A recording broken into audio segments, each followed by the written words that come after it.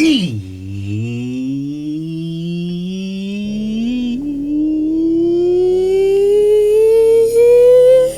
production time. I'm Reid Stefan, realest puppet in the game. Today, we're taking a tour of my ultimate home studio setup in 2024.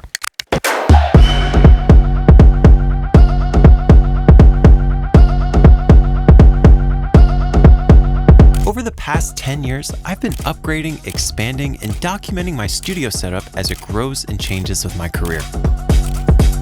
The work I do is a blend of music production, vocal production, and video production, and just about every project I do is a collaboration with my wife and creative partner, KARRA, who's an incredibly talented singer, songwriter, and artist whose original music you'll be hearing throughout this video. This is our first studio that we actually own instead of renting, so we really got to optimize each room for each specific need and combine multiple spaces into the ultimate home studio for 2024.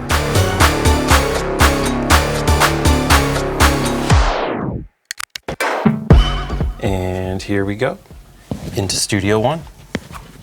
So this is where all the magic happens. This room is perfectly acoustically treated for both recording and mixing. The first thing people always notice when they look at this room is the beautiful custom acoustic treatment with a nice concrete looking pattern on them, which I think makes them look really slick and modern. A company called Psy Acoustics made these, and then back in the corner we have Vicoustic products. But honestly, when I put these up, I almost didn't hear a difference at all, whereas the Psy Acoustics transformed the way the room sounds. But moving on to the actual desk, this Argosy Halo has been my favorite studio desk setup. One of the exciting other things I added for 2024 is the matching side cabinet by Argosy that holds some of my overflow power outlets, my mic DSP analog processing box, and also a very affordable dB display, which basically shows the loudness of your input signal as LED meters. But when I'm mixing, I really spend most of my time looking at this if I'm looking at an analyzer.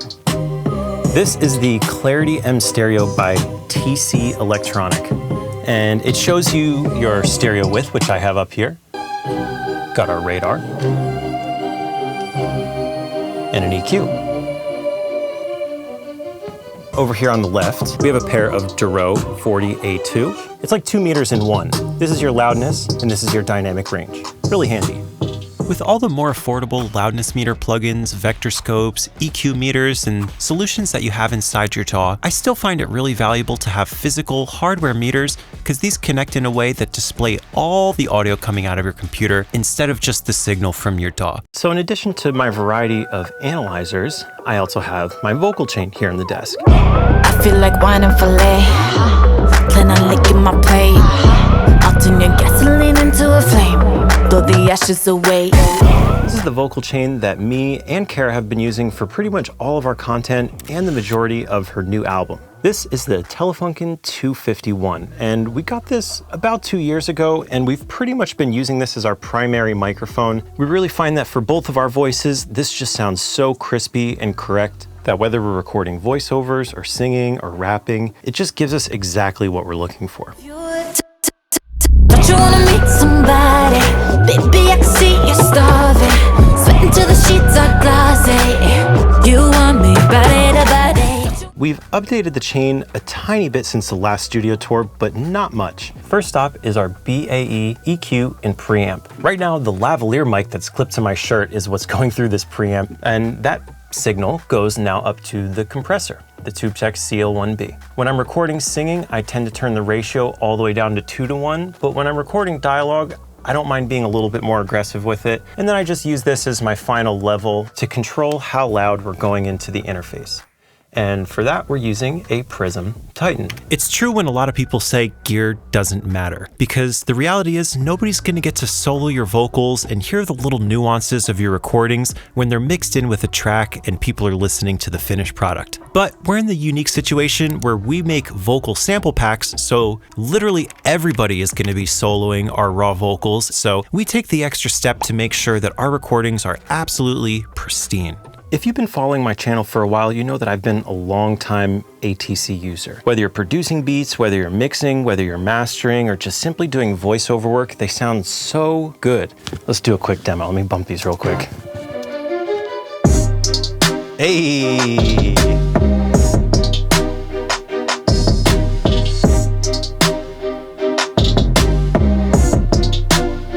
bumping. Some other stuff on the desk here that I really love is the Final Mouse. Shout out to one of the coolest gaming mouse companies in the game. You can only get these things on eBay. This is called the Final Mouse Air 58. Shout out to this articulating mic stand arm.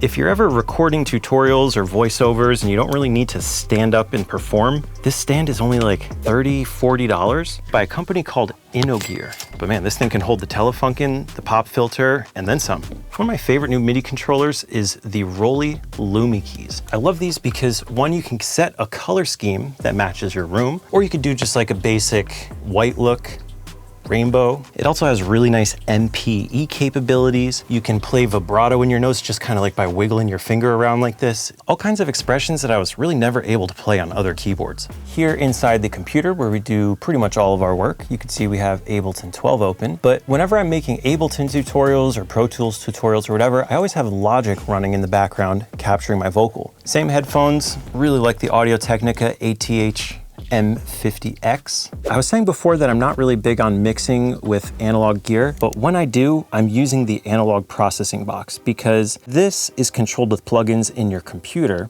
that make your sessions instantly recallable. And the plugins in your computer are simply controlling the analog circuitry inside the box. It just makes mixing and mastering hybrid so much easier. I don't want to deal with a patch bay. I don't want to deal with a bunch of pieces of gear. So the APB16 was an easy choice for me. Now, the last piece of gear in the desk that I didn't talk much about is a Moog Slim Fatty. Now, this is a mono bass synthesizer and you can control it with your MIDI keyboard. But honestly, most of my songs recently have been completely in the box. So that's Studio One, my desk, and every piece of gear in it that I use to record and produce music. The idea behind this room was to simply build a vocal booth with a production studio in it, and that's exactly what we did.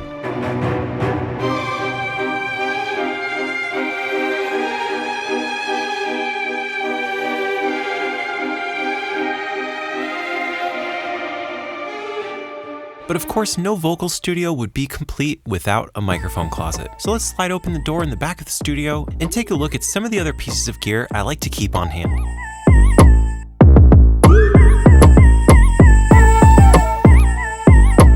This is like a sacred space to me.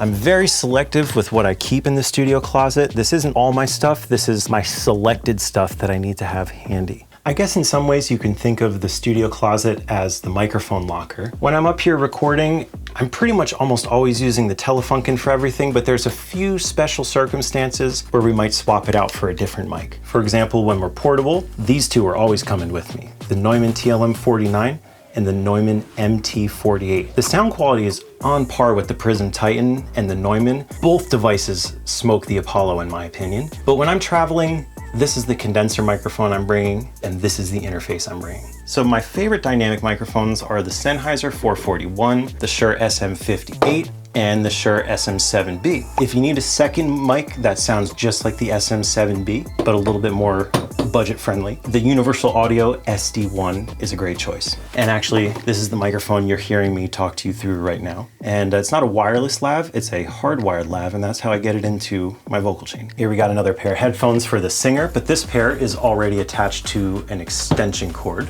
A few additional 1/4" or XLR cables, an extra pop filter that's ready to go in case we need to record a vocal that's right up on the mic. Tools, leveler, dust can, drill. Oh, this is actually a little rechargeable dust blower. If you don't like the aerosol dust cans, these are really handy.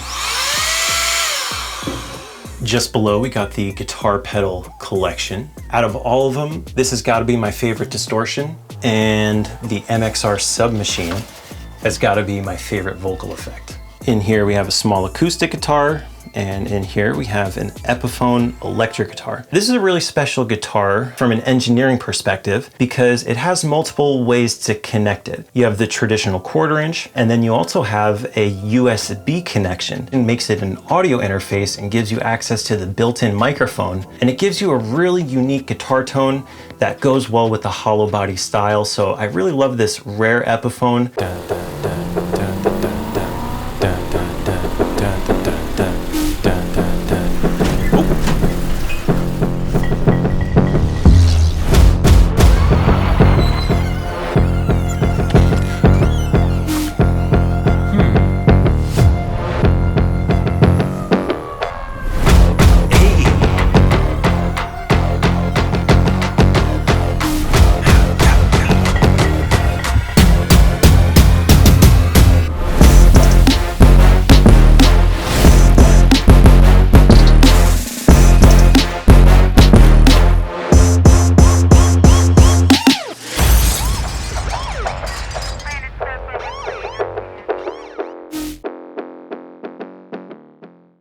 Let's head next door and take a look at Studio 2.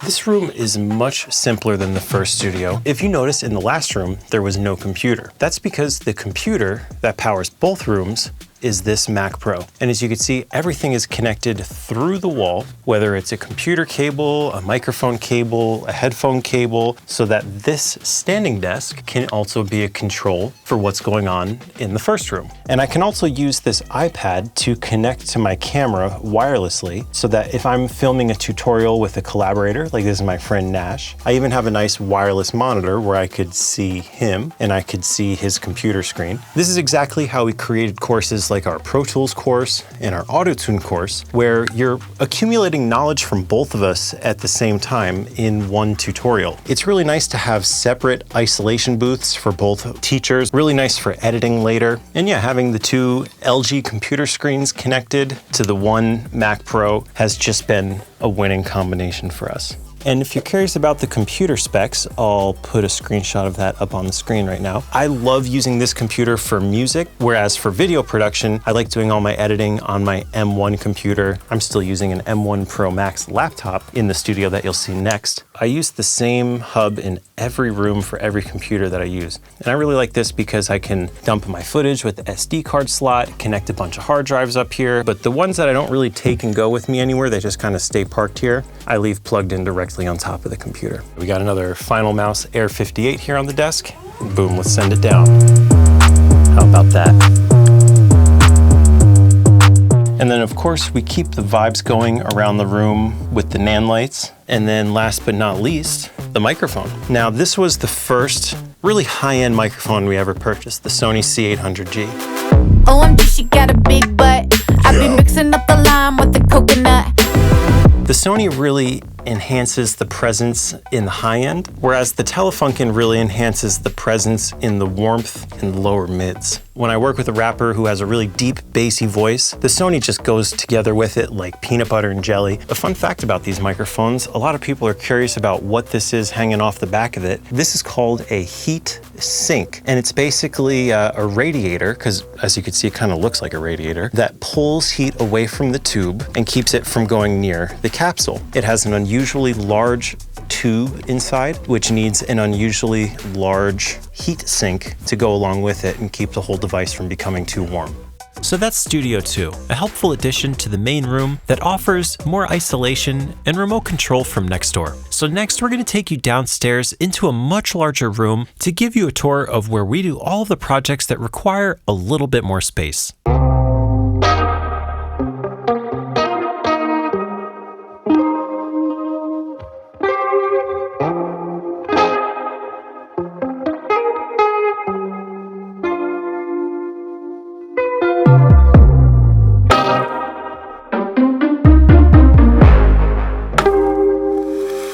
You'll notice a lot of things are similar from the desk in the vocal studio, but a lot of things are completely different. We loved our Argosy Halo desk so much that we bought the same desk again for our second studio. Just like upstairs, this desk has a vocal chain here on the side, but it's not the same exact equipment as we have in the main studio. So for this, we're going through another Neve preamp, but this one is slightly more affordable than the one upstairs. It's by a brand called Vintech, and for the compression and dynamics in this chain, Universal Audio 1176, going into a Universal Audio LA2A. It's always nice to have a second setup ready to go. Or sometimes we're using both vocal chains at the same time. That way when you're listening to the KARRA podcast, both the guest and the host are having their mics sauced up through their own preamp and compression. The speakers on this desk are again a pair by ATC, but these are the SCM45s, which go nicely with the larger space because they have an extra subwoofer. But if you want to hear the difference, I got a beat pulled up right here that we can listen to.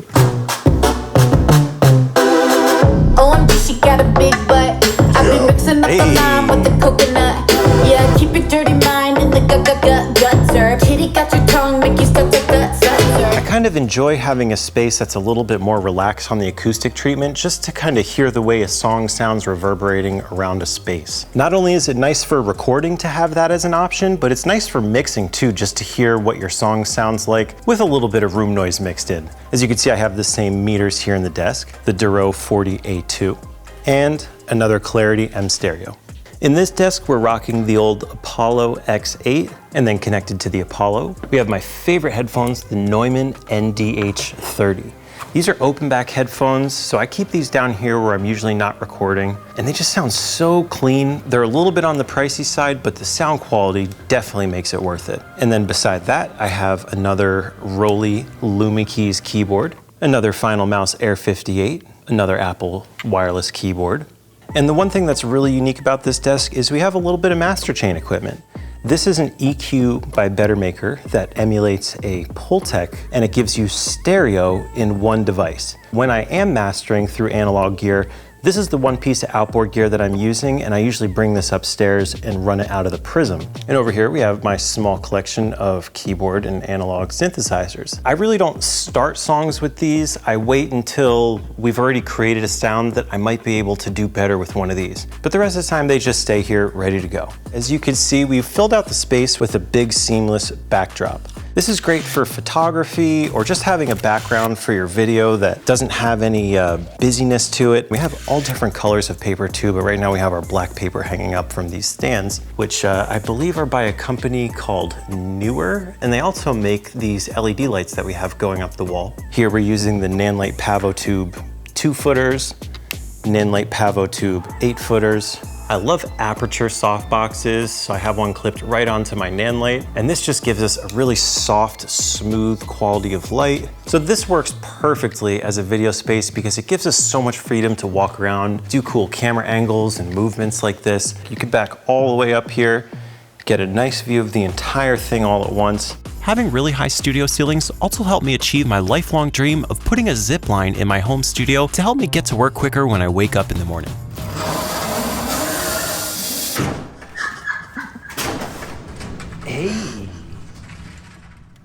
But I just love how the acoustic treatment in this room visually matches what we have in the studio upstairs. Side Acoustics not only customize the print of the panels, they can also customize the size of the panels for you. So I got some extra large ones for the ceiling because we had a lot of space to cover, and some regular sized ones for the walls. And then again, more extra large ones up here on the ceiling back here. Now, of course, no video studio is complete without a video closet. So let's go ahead and take a peek inside the room that really makes this room work. This is the video closet. I know it's difficult to process, but I gotta let you go. All of the content that we're shooting in 2024 for my channel and KARRA's channel, and my Mix Lab, which is a third channel that I actually helped start, is shot on the Sony FX3. It's not a cheap camera, but it's also not that different in price from like the common photography cameras that you see every day at Best Buy. So the fact that you could put a nice cinema lens on here, a handle, a big monitor, a big battery, capture amazing images with really manageable file sizes, I'm all for it. I used to be a Red camera user, but the Red camera got sold. When I got rid of the Red and switched to the FX3, my life got so much easier, not just because the camera got smaller, because all the accessories are USB-C now. These are the batteries that I use, and everything in the last year became USB-C. Like even look down here, I found these multi-chargers on Amazon. Look at all the USB-C ports in there. Charging all my Rode wireless mics. I've been doing some tutorials recently where I take my stuff out into the middle of the desert here in Nevada, and it's just been a really cool vibe, so having big batteries like this has been helpful for my lighting rig. I love using classic camcorders to film random scenes in my tutorials because it just creates such a fun, nostalgic effect. Even though we have better cameras and better lenses, there's just something special about the way these 20-year-old camcorders and digital cameras looked. Some of these record straight to tape, or you can use a FireWire cable and connect straight to this memory card device, and you can record your camcorders straight to a digital file format. And I do a lot of photography with these digital cameras too. I find these to be just like a fun, nostalgic effect that helps break up the really high definition photography that you get from the nicer Canon stuff. Got a huge collection of Canon lenses, fisheye lens, macro lens, 24mm, 50mm. And then back here we have a DJI drone. We've actually filmed a few shots indoors with the drone. I've always wanted to have enough space to film top-down shots that move. So finally being able to fly the drone around above the desk out here has gotten us some really cool shots for headphone reviews and all kinds of other product videos. So yeah, that's everything that keeps this show running and gives you guys a channel to watch here at the studio.